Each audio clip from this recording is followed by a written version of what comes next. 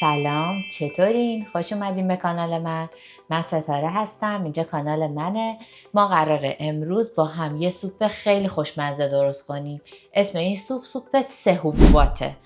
من چند وقت پیش آش درست کردم و حبوباتای آش من اضافه اومد که نخود و لوبیا قرمز و عدسه. خب گفتم اینا چی کار کنم؟ تصمیم گرفتم باهاشون سوپ درست کنم. این سوپ که قرار ما درست کنیم توش هویج داره، پیاز داره و ادویه و رب با این 3 حبوباتی که گفتم. خب بریم با هم دیگه درست کنیم.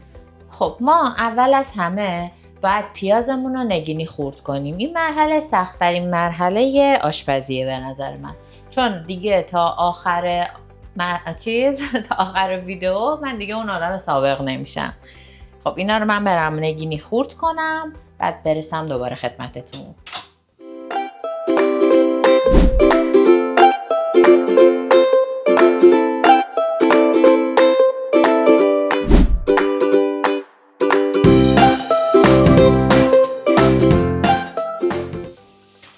ببین من تکنیک عینک رو امتحان کردم، احساس میکنم یکم بهتر بود، کمتر چشم سوخت، زیادم نفس نکشیدم موقع که داشتم پیاز رو خورد میکردم. فکر کنم اونم بی تاثیر نیستش، چون هی نفس میکشی بیشتر بوی پیاز میره توی بینی، چش آدم اشک میاد. به خاطر همین فکر کنم این دوتا ترکیب خوبی بود. من پیازا رو نگینی خورد کردم، گذاشتم رو گاز، تفت دادم، طلایی که شد الان میخوام سیر و ادویه ها رو اضافه کنم. ادویه هامون چیه؟ زردچوبه و زیره که هر کدوم نصف قاشق چای خوری به این مواد اضافه میکنیم. حالا بریم اضافه کنیم اینا رو. خب سیر رو اضافه کردم،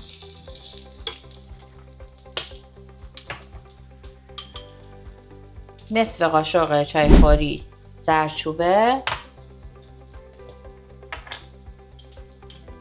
نصف قاشق چای خوری هم زیره. خب اینا رو 30 ثانیه تفت میدیم.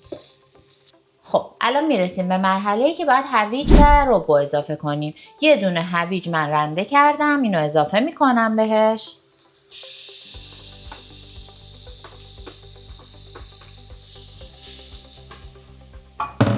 و یه قاشق رب، یه قاشق رب هم بهش اضافه میکنیم. اگه پر رب دوست داریم فکر کنم یه قاشق و نیم هم میشه اضافه کنیم. خب ما به اندازه 1 دقیقه اینا رو تفت میدیم و حالا بهش نخود و لوبیا و عدس رو اضافه میکنیم.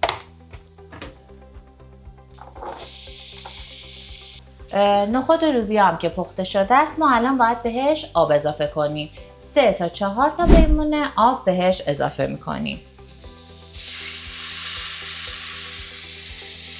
خب ما اینو باید بذاریم 20 دقیقه بپزه و بعد بهش نمک و فلفل اضافه کنیم.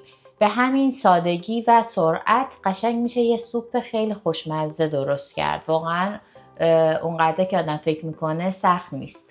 من خودم همیشه دنبال چیزای سریع بودم، غذاهای سریع بودم و به خاطر همین حس میکنم دارم به هدفم نزدیک میشم. همش دارم غذاهای خیلی سریع درست میکنم و ویتامینای بالا داره، خیلی هم خوشمزه است واقعا. ولی خیلی خوشحالم دیگه، این مسیر حداقل باعث شد منم تعداد بیشتری غذا درست کنم.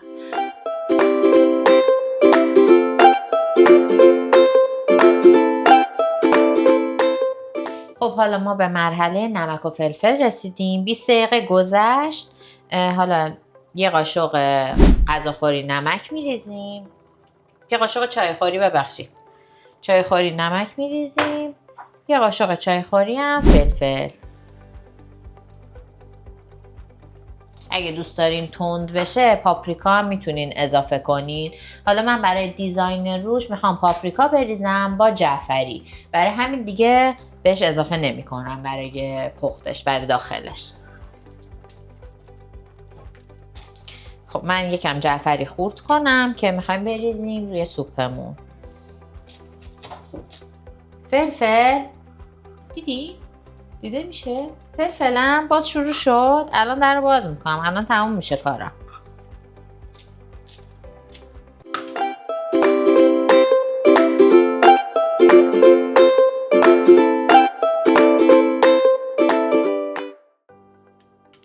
خب بچه اینم از سوپ ما آماده شد. امیدوارم که خوشتون اومده باشه. اگر خوشتون اومد حتما برای من بنویسین. خدافظ.